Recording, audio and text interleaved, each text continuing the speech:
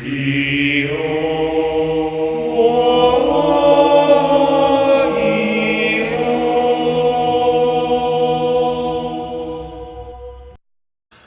morning, YouTube, and today we have for you my version of Summon Skull Archfiend.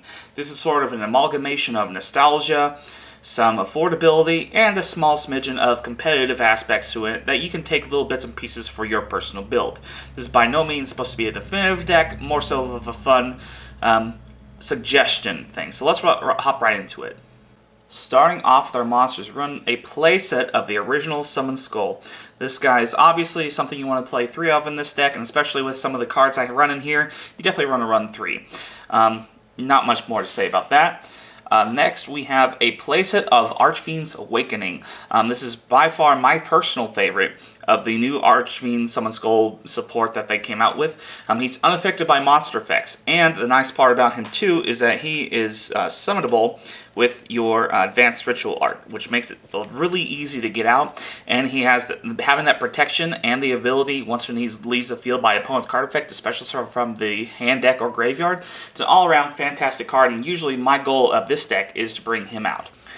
Next, we have a playset of Red Eyes Archfiend of Lightning. A nice part about him is because he's treated as a normal monster in graveyard and on field initially.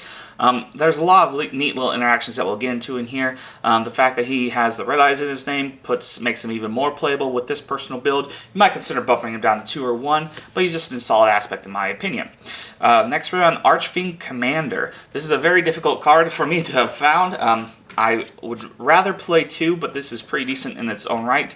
The nice part about him is that you can special summon him, and he normally would be targeting a monster for destruction after he's an Archfiend for destruction after he's summoned. But you can target Archfiend's Awakening. He protects himself, and you have 2 level 6s on the field that you can either go into a rank 6, or you can have the ability to just go for some more damage. All around fantastic card. Next, we're on a playset of Manju of the 10,000 Hands. This is just obviously a play starter in order to help you get your Archfiend's Awakening or your Advanced Ritual Art. Fantastic all-around card. I don't see a reason to run any less than 3.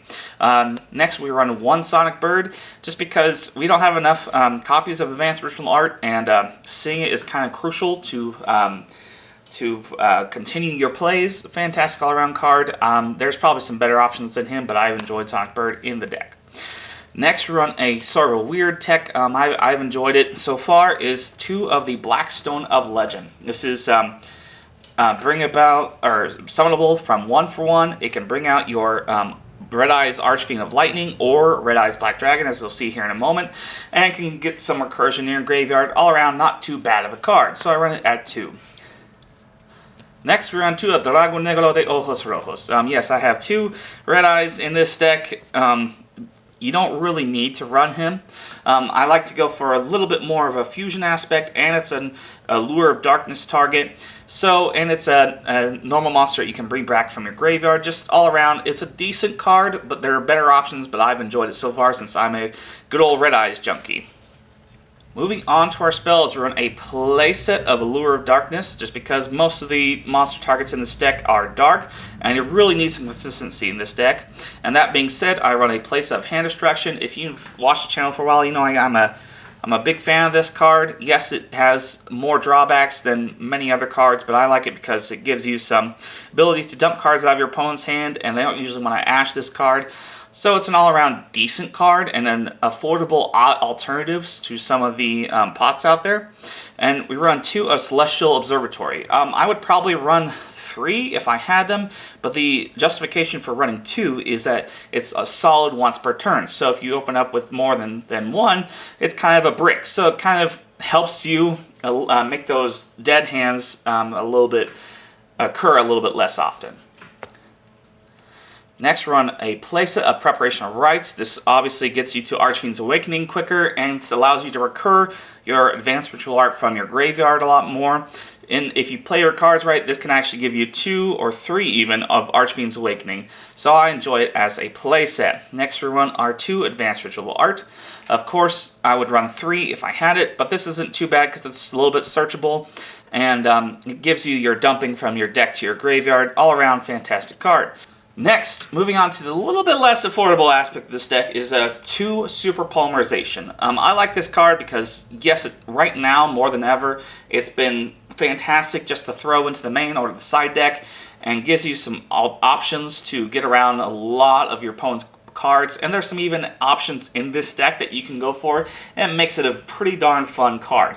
I really run it at 2, not just because I have to, but it also adds to the ability that you need to have less bricky hands. So I just run it at 2. Next, you run 2 Twin Twisters. I just kind of like this back row removal. If you want to get your Archfiend's Awakening some solid coverage, this is a great card that can just allow you to extend and go for some more damage. Next, run a playset of Swing of Memories. You run plenty of normal targets in this deck. I believe the total count is 8 in here. And the nice aspect, the ruling that goes along with Red Eye's Archfiend of Lightning, is you can play your Swing of Memories, bring him back, then Gemini summon him, and it's a new instance, so he's not going to be returned, destroyed at the end phase. So it's an all-around fantastic card that allows you to go for some Xyz play if you have that option. And just to round up our Reborn cards, we run a 1 of Monster Reborn. Next, this is definitely a card that you could justifiably and probably should take out, but I like it because, again, I'm a Red Eyes junkie. And so we run the 1-off of Red Eyes Fusion, just an all-around decent first turn play.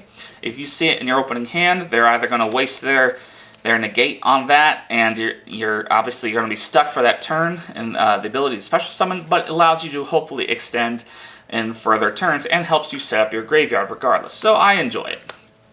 As I was talking about earlier, 1 for 1. You go for your Blackstone Legend, then you go off for either your Red Eyes Black Dragon, or you can go for your Red Eyes Archfiend of Lightning, giving you some options for Xyz plays or some fusion plays, so I enjoy it as is. And rounding up our spells and our main deck, we run 1 Raigeki because the ability to go for damage in this deck is pretty decent, but the potential for monster removal over 2,500 is a little bit low. So I run this. You might even justify trying to run some Dark Holes, or even have some fun and play the Miku of the Magical Mist, which is exclusive for Summon Skulls. That's a sort of Raigeki if you control Summon Skulls. So I've enjoyed this as 1. And moving on to our extra deck, we run 1 Archfiend's Ascent. It gives you some recursion, some protection, decent rank 6. That's an addition to this deck. If you're going for that nostalgia aspect, you definitely run a 1 of these. There are some better rank 6s in my options, but it's too cool of a card and too decent of a card not to justify running at 1.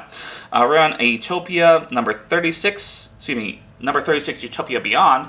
The nice part about him is he bumps all your opponent's monsters currently on the field 2-0, and that is a permanent negation or lowering of their attack when he's summoned.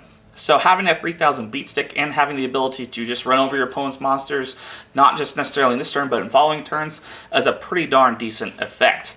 1 Gauntlet Launcher for spot removal, 1 Elvis Dragon, just because he can get some nice spot removal, and is a pretty annoying card to get around.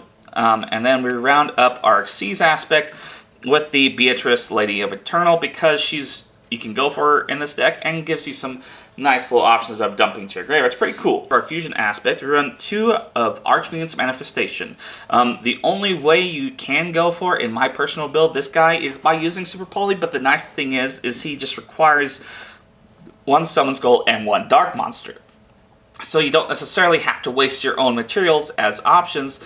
Let's say if you're going into a very rampant, like you're going into any deck that has a dark aspect, it's a decent Super Poly target and can bring you out your Summon Skull and gives this some attack ability and going for some more damage.